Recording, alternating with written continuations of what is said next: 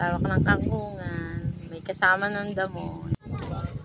Pasilip ko sa inyo ang pantalan dito sa Palisan. Maraming ganap dito tuwing umaga. Dito naglalagay ng mga paninda sa tabi ng daan. May dagat ba?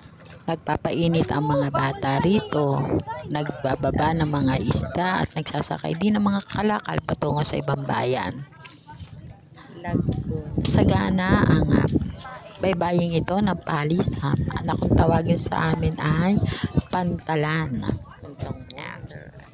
Marami nagpapainit ng mga katawan para sa mga bata, sa mga hayop, at sa mga naghahanap buhay.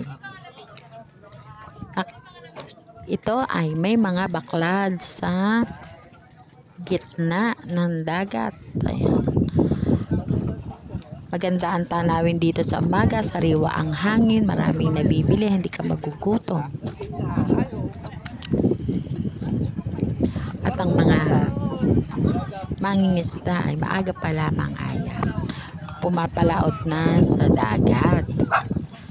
Maraming iba't ibang size sukat ang bangka dito sapagkat yung ibang bangka ay namamasada o naghahakot ng mga tao. Yung iba naman ay pumupunta sa puloan. Tinatawag namin pulo dito ay pinangalanan na Wonder Island. Sa Calamba ito. Wonder Island sa Calamba. At meron silang resort doon. At maganda ang lugar na iyon.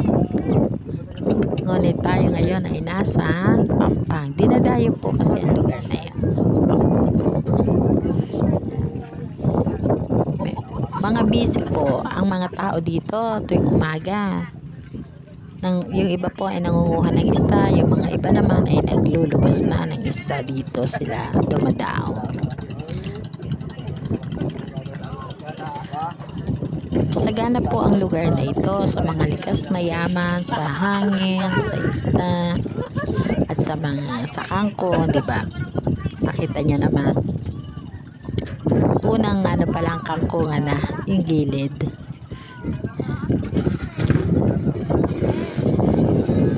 Pasilip lang po sa inyo lugar na ito. Sakaling maligaw kayo dito ay alam nyo na kung saan kayo magpapalamig, magpapainit ba ng katawan kasama ang mga mahal sa buhay, mga pamilya. Hindi kayo gugutomin dito. Tahimik po ang lugar nito. Ayan. At maraming activity. Kung Sabado at Linggo may mga kababaihan na nagsasayaw dito tulad ng Zumba. Yan, at maraming mabibiling pagkain. Pwede din maglangoy. Pwede tayo maligo dito. Mga may gusto. Yan. Kasi kami naliligo dito. Kasama namin minsan yung mga alaga natin, mga bata. Yan. Kaya lang siyempre, laging mag-iingat dahil